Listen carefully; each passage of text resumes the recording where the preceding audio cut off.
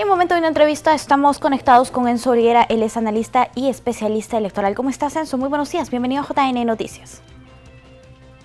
¿Qué tal, Paloma? Como siempre, un gusto estar aquí en tu programa y esperando absolver las nuevas dudas que genera la actual coyuntura electoral. Así es, Enzo, muchas gracias. Bien, a esta altura de la campaña electoral, ¿cómo observas los sondeos electorales?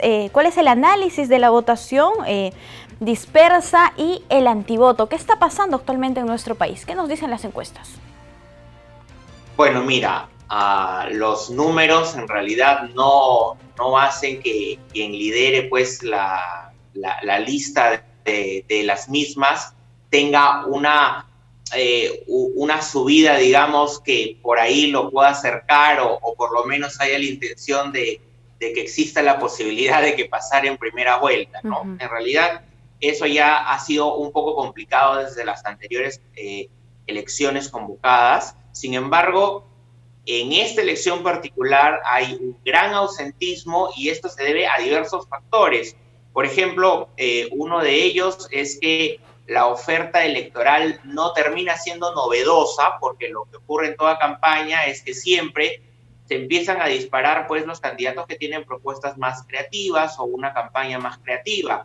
No está ocurriendo esto actualmente en el proceso electoral por muchos factores también. Uno de ellos es la falta de asesoramiento profesional en las campañas electorales. Otro de ellos es la poca inversión en creativos publicitarios. Algunos ni siquiera tienen inversión en sus redes sociales, tienen muy poca inversión cuando esta debería ser la plataforma principal para dar a conocer sus propuestas y llegar a más personas. No lo están valorando de ese modo. Y bueno, y la coyuntura política y nacional de la pandemia, de la reactivación económica, no existe tampoco propuestas que puedan ser interesantes y que puedan hacer que se diferencie un candidato del resto. Uh-huh. Esto nos llevaría a reflexionar, Enzo, que son bastante necesarias las campañas de manera presencial, el hecho de realizar mítines multitudinarios, de caminar por las calles, por los mercados, necesariamente, de repente. Mira, si bien es cierto, se extraña esa postura, pero de nada haríamos en que, digamos, si no hubiera ocurrido la pandemia y la campaña también estaría así, simplemente fuera un poco, digamos, alegre en el sentido de ver algo tradicional, pero el asunto es que no hay un contenido, no hay una propuesta de valor que, sea presencial o virtual, debería existir en los candidatos políticos. Entonces, al no existir, no importa por dónde lo divulgues, no vas a poder diferenciarte de los demás, no vas a poder crear una propuesta creativa, no vas a poder tampoco crear la competitividad, porque cuando un candidato sale con una propuesta creativa, los demás se ponen competitivos y también empiezan a buscar propuestas aún más creativas. Claro. Entonces, todos esos elementos faltan en esta campaña. Entonces, estamos hablando más de un tema de fondo que de forma, ¿no? Bien, ahora, respecto, y hacemos una comparación a lo que ocurrió en el año 2016, en las anteriores elecciones generales, las encuestas, más o menos, para esta fecha, evidenciaban que el candidato que lideraba estaba en un 33% aproximadamente. Sin embargo, ahora vemos todo lo contrario, ¿no? Está el único candidato que lidera tiene un 17% y los demás ya van por un dígito y además es bastante disperso el voto. ¿Cómo se puede explicar esto? ¿Qué ha ocurrido en estos 4 años? Mira, la decepción de la clase política es continua, ¿no? Entonces tenemos una generación de adulto mayor que viene decepcionado constantemente de la política, la adulta también y la joven, fijándose en los hechos ocurridos que no son ajenos a la coyuntura y que han salido a protestar y todo ello, se genera finalmente una gran decepción nacional. Ya no estamos hablando, a diferencia de otras campañas, podríamos decir tal generación o la generación más adulta le tocó vivir esta mala situación política y los jóvenes no conocen la historia y todo lo demás.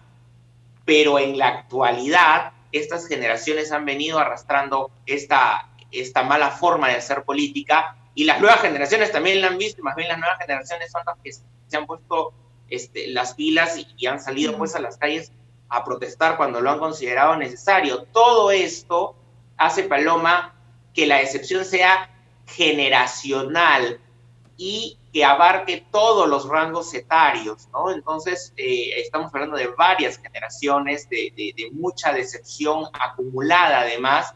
Entonces, esto hace que se pierda el voto. Además, que no hay un candidato, pues, que haya calado en la población con mensajes que precisamente lo que te comentaba a un inicio, que en otras campañas hubiéramos estado viendo que el candidato, existía la posibilidad que uno de los candidatos ganara en primera vuelta, ¿no? Entonces, ahora, ¿por qué esta gran diferencia?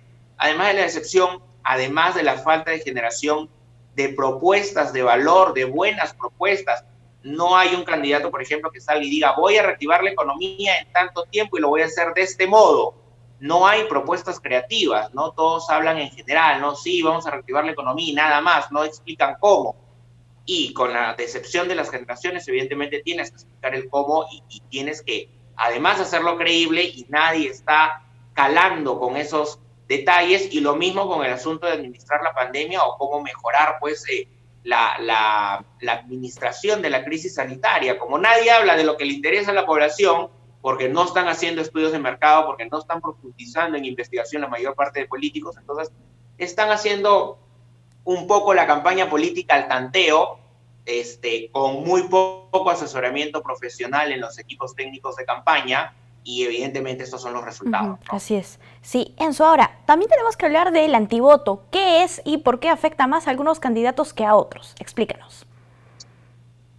Bueno, el antivoto es lo que en algún momento ha movido y ha afectado a las elecciones, porque para no mencionar nombres, sabemos que muchas veces un candidato ha podido ganar en primera, digamos, ha podido ocupar el primer lugar en primera vuelta, pero le faltaron puntos para ganar en primera vuelta. Entonces, todo el voto se une de los otros candidatos para darle la contra a ese que estaba arriba, ¿no? A ese que estaba en primer lugar en la primera vuelta. Se unen en la segunda vuelta y todo ese voto que se vuelve en contra del primer lugar se llama antivoto.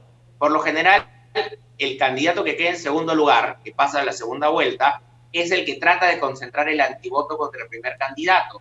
Cuando a veces el candidato, digamos, puede ser el candidato por el nombre, por el apellido, o por algún otro factor de su propuesta de plan de gobierno o su propuesta de valor, hace de que o estratégicamente proyecta a la población de que sus propuestas, pues, finalmente se le harían daño a la población o ese tipo de cosas, que se alimenta un poco de temor. Entonces todo el antivoto se concentra dándole la contra y haciendo que en la segunda vuelta pierda, ¿no? Entonces, evidentemente, es peligroso este antivoto, y no concentrarse en una estrategia hace que el antivoto que todo candidato tiene, además, termine creciendo mucho más en segunda vuelta si es que no se trabaja esto de manera adecuada. Ahora, todo candidato tiene antivoto. El antivoto puede ser en pequeñas proporciones, cuando el candidato, digamos, no ha hecho nada mal, solo que de repente a la población, pues, no le cae, no le gusta su forma de hablar, su forma de actuar, cuestiona algún tipo de su trayectoria profesional o personal. Entonces, esas personas que jamás votarían por ese candidato, ese es el antivoto, pero que se puede terminar disparando si el candidato pasa a segunda vuelta, ¿no? Claro. Bien. Enzo, entonces este es el análisis que tenemos hasta el momento, es la fotografía del momento que se ve. Todavía falta algunos meses para las elecciones, sin embargo tenemos que exhortar a los ciudadanos a que se mantengan informados, a que visiten la página del Jurado Nacional de Elecciones y otras plataformas que muestran los planes de gobierno de los candidatos, las hojas de vida de los candidatos. Es muy importante que emitamos un voto de calidad este próximo 11 de abril. Enzo, muchas gracias por acompañarnos aquí en JN Noticias. Gracias a ti, Paloma. Hasta luego. Bien, amigos, vamos a hacer una pausa. Volvemos.